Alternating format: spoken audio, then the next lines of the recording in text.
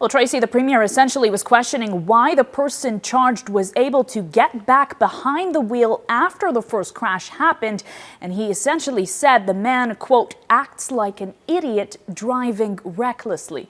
Ford also called the fatal crash from earlier this month heart-wrenching, and he acknowledged that it could have been him who died in that crash. The Premier made these comments at that news conference in Pickering today when he was asked about the driver. And to give you some background here, that most recent crash happened on August 3rd in Stouffville. So police say they responded to a head-on collision that left one man dead, a 35-year-old, and 4 others injured. Police say the driver of the other vehicle fled the scene.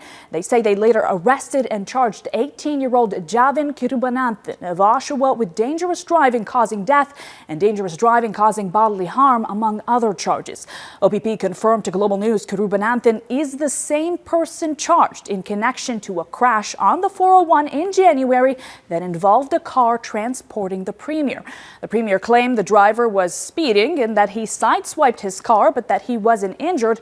At the time, the driver was charged with dangerous operation. Now, Ford says he spoke to the family of the man who died in the most recent crash. Here's what he had to say. As far as I'm concerned, he shouldn't have been driving. He hit us over 200 kilometers an hour. It was heart-wrenching when you talk to the family. You know, the father that got killed, I talked to his father, and it's just heart-wrenching. You think of 3 young girls, you know, his wife that has cancer. We were lucky literally by inches. And he gets back in the car and acts like an idiot, driving recklessly.